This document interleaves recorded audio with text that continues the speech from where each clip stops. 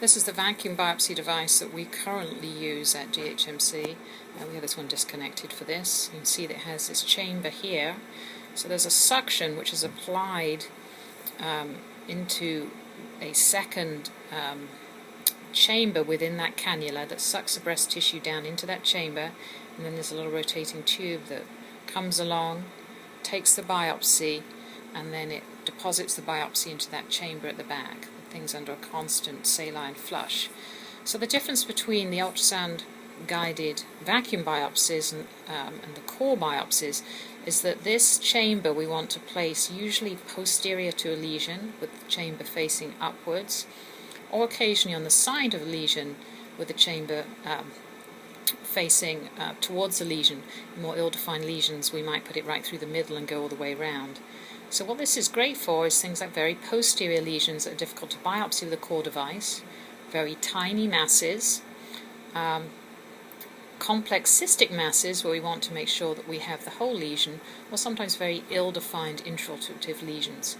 If we're biopsying calcifications by ultrasound, which we do sometimes, this does ensure good sampling. So there's just a couple of differences with the positioning. So for these lesions, we do not use a trocar. This needle is usually closed when we put it in, but because this is a demonstration model, we can't close it. We're going to go in with a needle nick, the same as we do for a core biopsy. We can go in at a somewhat steeper angle, and then we're going to lever down to a more horizontal angle to go under the lesion. So this is just showing how you do this. So she's going to pop down fairly steep at first part of the needle, and then lever horizontally to slide along. You can see you can get much deeper in the breast tissue using that technique. But again, just take great care on that initial advancement for just a centimetre or two. So she's going to go through the lesion in this case. Sometimes we go through, sometimes we go under, but we found that olives don't vacuum very well. You can see her chamber here with the ring down artifact, which I show you right here, is right in the middle of the lesion. Foot on the pedal. The vacuum is going to be deployed. There's a tissue sucking down, up and right through the middle of the pimento. Take a series of biopsies, turning the needle from 3 o'clock through 12 to 9, from side to side. She's going to turn her transducer now. We can see where the needle is here.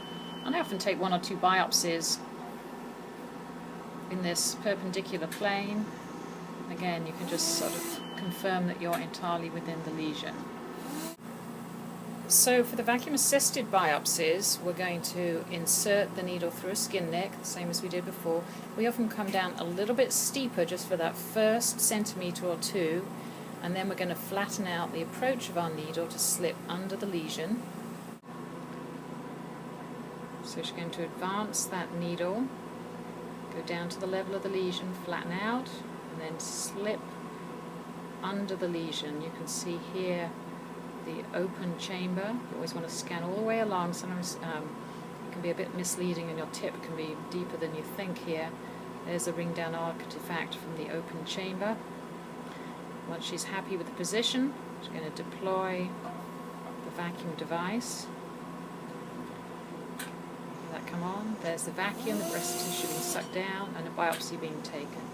And she can take a series of biopsies as she goes into our olivoma here, trying to get some of that pimento, and she's going to turn the needle, usually from about 3 o'clock through 12 o'clock and 9 o'clock, from side to side, taking, you see now that that's cutting in. And if she turns her probe through 90 degrees now,